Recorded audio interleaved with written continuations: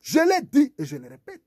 Lorsque vous avez un dirigeant compétent, vous n'aurez pas besoin de toucher ou de changer la constitution pour le bonheur du peuple. Non, je viens de vous le dire ici.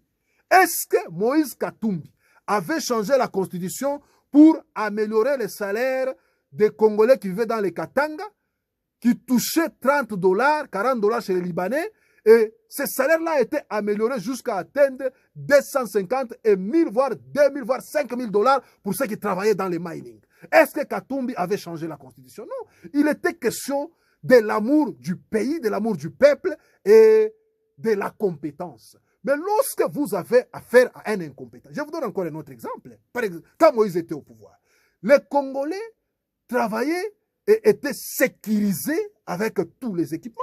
Parce que Moïse Katumbi, comme gouverneur, il ne se contentait pas de rester dans son bureau climatisé, non. Il descendait dans les mining pour voir les conditions de travail des Congolais. Et à partir du moment où il descendait, là où ça n'allait pas, Katumbi prenait des décisions qui refoulaient même certains expatriés qui traitaient les Congolais comme les esclaves dans les entreprises minières ici. Et les Congolais étaient respectés. Est-ce qu'aujourd'hui, vous avez une autorité qui peut agir comme Katumbi le faisait en faveur du peuple? Non. Est-ce que c'est la Constitution qui empêche à Tshisekedi de pouvoir améliorer les salaires des Congolais comme Katumbi le faisait? Est-ce que la Constitution empêche à Tshisekedi d'améliorer la vie sociale des militaires, des policiers, des fonctionnaires? Non. C'est tout simplement la mauvaise foi et la méchanceté.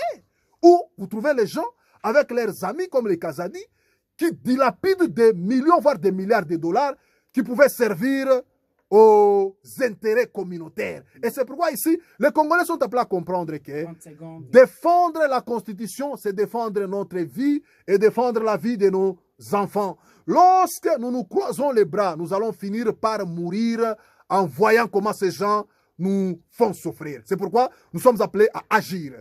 Et, chers compatriotes, prenons-nous en charge, comme disait M. Laurent Désiré Kabila, parce que Tshisekedi ne peut pas, avec sa bande de Kabouya et les autres, nous confisquer la République. Et s'il ose, je vous l'autorise dès maintenant d'utiliser tous les moyens pour chasser Tshisekedi